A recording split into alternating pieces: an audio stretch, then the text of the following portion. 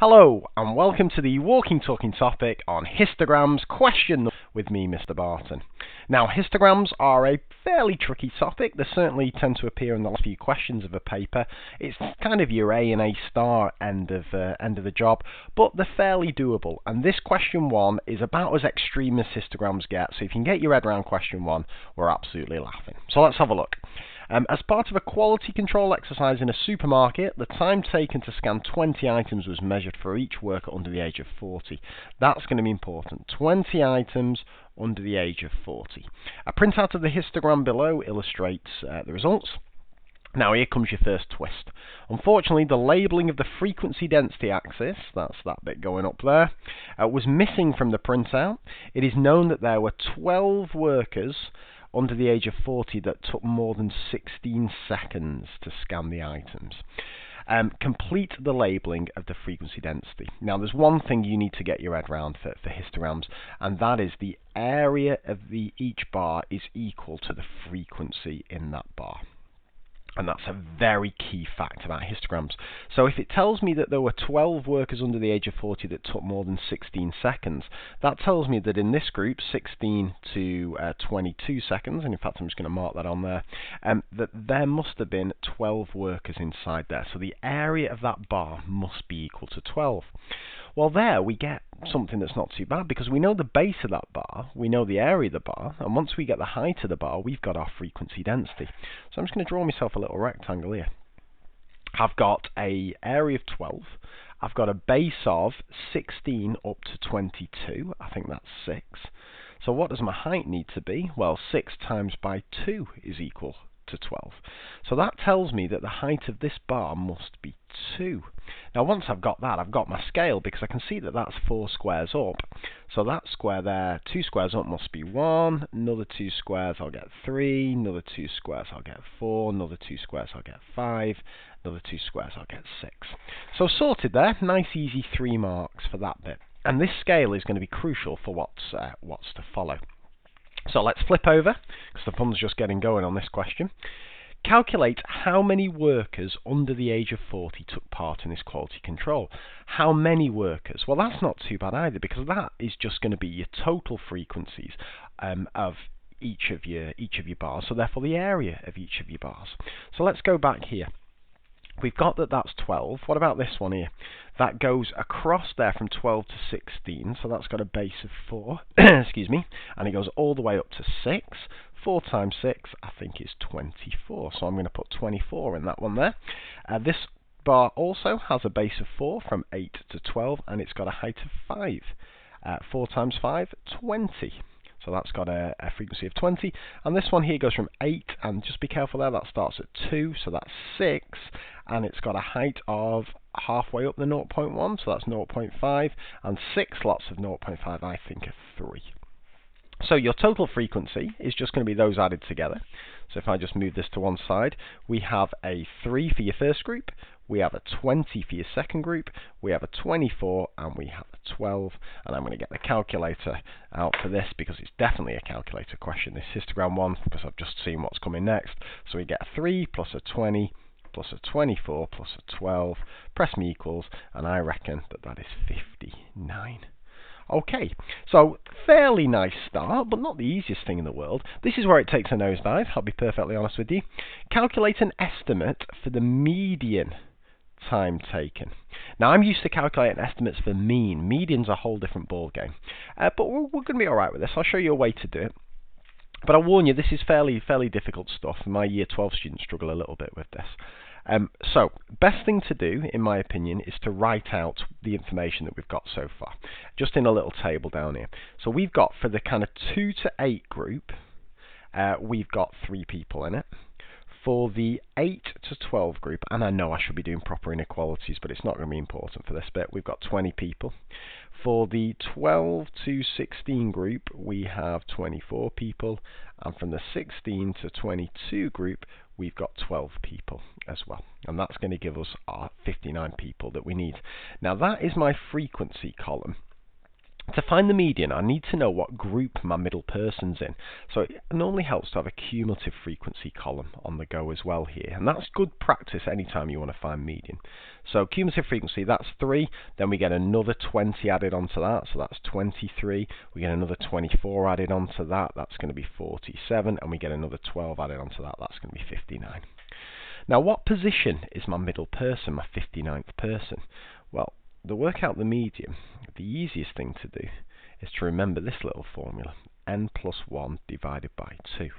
That's technically how you work out the median. So if I've got 59 people, and I add 1 and divide by 2, I think that gives me 60 divided by 2, and that gives me 30. Now that doesn't mean the median's 30, that just means your middle person is in the 30th position. So, what group does that 30th person lie in? Well, the first 3 are in that group. Then altogether you've got 23 up to that stage, and then by the time you get to the end of this group you've got 47. So I think your middle person, that 30th person, must lie within this group there. And I'll just go through that one more time. Your first 3 are in that group, then you've got another 20 in that group, so that's your kind of the first 23 people are within these 2 groups. So then your 30th person must be within this group. Now the question is, how far into that group is that 30th person? Well, if the first 23 are lined up before that, then 7 into it must be your 30th person, because you've got your first 3 here, your 20 there, and then if you want that 30th, it must be 7 into that group. So your median person is 7 into this group. Now, how many people are in this group? Well, there it tells me there, 7, there's 24 people in that group. So the median person is 7/24 into this particular group. So the median must be 7/24 across the width of the group. Well, how wide's the group? The group's 4 wide, it goes from 12 to 16. So your median person must be 7/24 of the way across that group. So let's work out what that 7/24 of 4 is. And as I say, don't worry if you're thinking, what the flipping heck is he on about here? This is pretty extreme histogram stuff, this. 7/24 times by 4. And press my little SD button. That's going to come out as 1.1666 ... So that's how far into that group the median person is. But this group starts at 12. So your median is going to be 12 plus how far you've got to go, 1.16666, blah, blah, blah, blah. So I get an estimate of a median of 13.1666, ...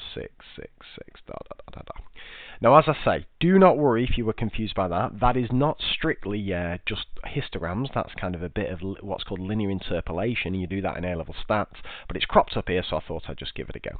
But now we turn back onto familiar ground with some lovely histograms work. So, what's happening here now? As part of the quality control exercise in a supermarket, the time taken to scan 20 items was measured for each worker age 40 or over, so before it was under 40. Complete the scale on the frequency density axis and draw a histogram. Now I like this because before we had to work out what a reading from a histogram, now we've got to actually go from a table to drawing a histogram. So it's your full range of histogram skills. So how do we do it? Well, we've got to remember that to work out frequency density, we need to do frequency divided by the width of each group. That's going to be absolutely crucial. Well, we've got the frequency of each group, that's that. So if you want to rename that as frequency, just to remind you, feel free. But now we need the width of each group. So I'm just going to get myself a separate little row going on here. 0 to 4, that's got a width of 4. 4 to 8, the difference between that is 4. 8 to 12, that's got a width of 4 as well. 12 to 16, this is a bit boring this, that's got a width of 4. 16 to 24, there we go, spice it up a little bit, I think that's got a width of 8. So we need frequency density. And as I've said, frequency density is frequency divided by width.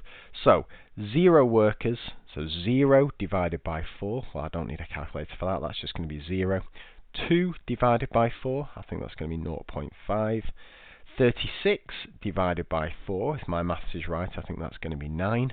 24 divided by 4 is going to be 6, and 8 divided by 8 is going to be 1. So they're my frequency densities. So I've got to make sure that my scale fits all those on. Let's count how many big squares I've got. 1, 2, 3, 4, 5, 6. That's annoying, so I can't use every big square for 1. So I'm going to have to just use every little square for 1. It's going to be a bit of a rubbish diagram, this, but I can't think of a better way to do it if I've got 36 divided by 4 giving me 9. So I'm going to go up in 2, 4, 6, 8, 10. That's not going to be too bad, actually. And if you want to squeeze your little ones in as well, your little odd numbers, 3, 5, 7, 9, completely up to you.